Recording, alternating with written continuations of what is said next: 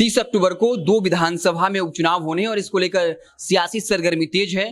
सबसे दिलचस्प जो राजनीतिक घटनाक्रम है वो है महागठबंधन के अंदर, जहां आरजेडी और कांग्रेस के अपने अपने रास्ते अलग हो गए हैं। जो कुछ दिनों तक पहले तक ये लगातार बयान दे रहे थे कि एनडीए के अंदर घमासान मचा हुआ है, जेडीयू बीजेपी आमने सामने है, कई मुद्दों को लेकर असहमतियां हैं और जेडीयू यानी एनडीए दोनों सीटें हार जाएंगी। वही खेल अब उल्टा हो गया है। अब कांग्रेस और आरजेडी आमने सामने हो गई है। कांग्रेस यहां तक कस्में खा रही है कि कांग्रेस जीत पाए या न जीत पाए, लेकिन वो आरजेडी को चुनाव जीतने नहीं देगी, क्योंकि आरजेडी ने गठबंधन धर्म का पालन नहीं किया है। कांग्रेस अब कहीं न कहीं तीसरा मोर्चा बनाने की तैयारी में है और अब वो लीड करना चाहती है। और इसी दरमियान इसी को देखते हुए बाकायदा उन्होंने कन्हैया कुमार को अपनी पार्टी में शामिल करा लिया है और अब पप्पू यादव को एक बड़ा ऑफर दिया है। पप्पू यादव जो 5 महीने जेल में रहने के बाद बाहर आए हैं और उसके बाद उन्होंने सीधे तौर पे आरजेडी और बीजेपी पर हमला किया और कहा कि उन्हें साजिशन जेल भेजा गया और इसके लिए बीजेपी को जिम्मेदार ठहराया और कहा कि बीजेपी सांसद राजीव प्रताप रूढ़ी की एम्बुलेंस घोटाले के पर्दाफाश करने की वजह से उन्हें साजिशन जेल भेजा गया।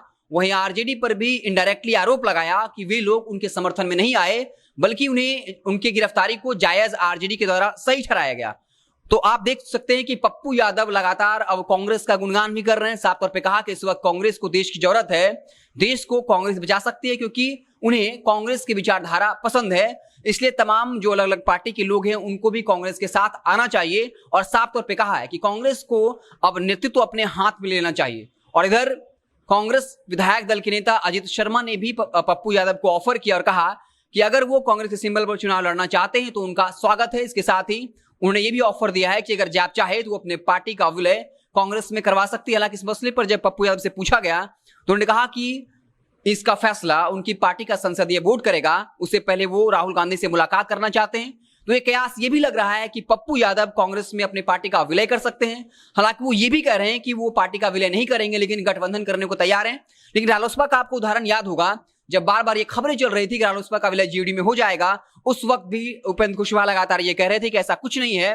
कन्हैया कुमार से भी जब पूछा गया था कि क्या आप कांग्रेस ज्वाइन कर रहे हैं, तो उन्होंने इस खबर को सिरे से खारिज किया था, लेकिन अंततः कांग्रेस ज्वाइन कर ली। तो ये ऐसी ही खबर अब जाप पार्टी को लेकर है कि जाप पार्टी का विलय कांग्रेस में हो सकता है। इससे कांग्रेस को यादव का एक बड़ा चेहरा मिल जाएगा, जिसके बाद कांग्रेस नए सिरे से बिहार में अपने पैरों पर खड़ा होना चाहती है। वो पिछलग्गू पार्टी बने नहीं रहना चाहती। तो कन्हैया कुमार के बाद अब पप्पू यादव पर कांग्रेस का निशाना है और इसके लिए कहा जाता है कि प्रशांत किशोर और कन्हैया कुमार का दिमाग इसके पीछे काम कर रहा है। पप्पू यादव की पत्नी रंजित रंजन जो सुपौल से कांग्रेस के पूर्व सांसद रही हैं और बाकायदा इस वक्त राष्ट्रीय सचिव हैं। इस वक्त कांग्रेस से बाकायदा बता दें कि चंदन यादव जो कांग्रेस से यादव जाति के नेता हैं, लेकिन उतने प्रभावशाली नहीं है। पप्पू यादव 5 महीने जेल में रहने के बाद बाहर आए हैं और बाकायदा उन्हें कोर्ट ने बाइज्जत बरी किया है और कहा है कि उनके खिलाफ जो आरोप लगाया गया अपहरण को लेकर, उसको लेकर कोई साक्ष्य नहीं मिला है। तो एक बेदाग चेहरा मिल गया है पप्पू यादव, जो चाहे बाढ़ हो या कोरोना हो, हर वक्त लोगों की मदद करने को आगे रहते हैं। और इस मसले पर वो तेजस्वी यादव से 2 कदम आगे हैं कि तेजस्वी यादव को अभी भी ब्यूरोक्रेट छवि वाला नेता माना जाता है, लेकिन पप्पू यादव बाढ़ में कि पानी में जाकर के भी लोगों को पैसा या फिर खाद्य सामग्री बांटते हुए दिखते हैं। कोरोना में अपनी जान की परवाह किए बिना वो लोगों की मदद करते दिखे।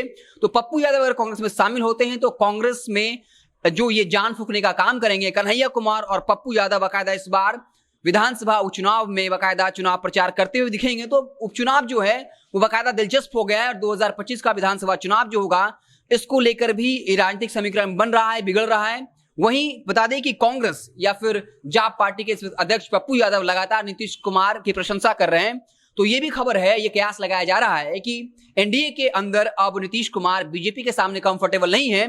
तो आने वाले 2025 के विधानसभा चुनाव में हो सकता है कि जेडीयू कांग्रेस के साथ गठबंधन कर ले, क्योंकि आपको बता दें कि एआईएम के तमाम विधायकों ने यह कहा था कि अगर नीतीश कुमार बीजेपी के से नाता तोड़ लेते हैं तब वो नीतीश कुमार के साथ आ जाएंगे। कांग्रेस भी यही बात कह रही है कि अगर वो बीजेपी के साथ नाता तोड़ लें तो कांग्रेस उनके साथ गठबंधन करने को तैयार है। कन्हैया कुमार की मुलाकात अशोक चौधरी और नीतीश कुमार से हुई थी।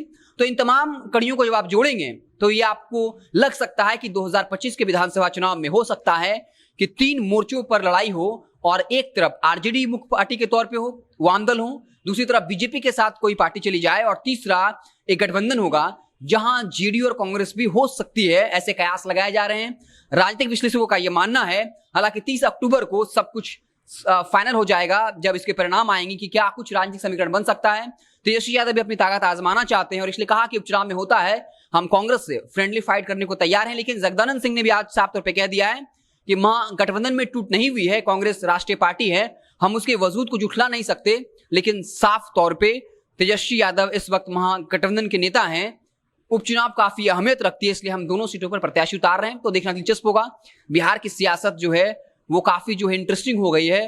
तो आप इससे जुड़ा जैसे ही कोई नया अपडेट आएगा तो हम उससे आपको इत्तला करेंगे। आप देखते रहें जनता जंक्शन। बहुत बहुत धन्यवाद।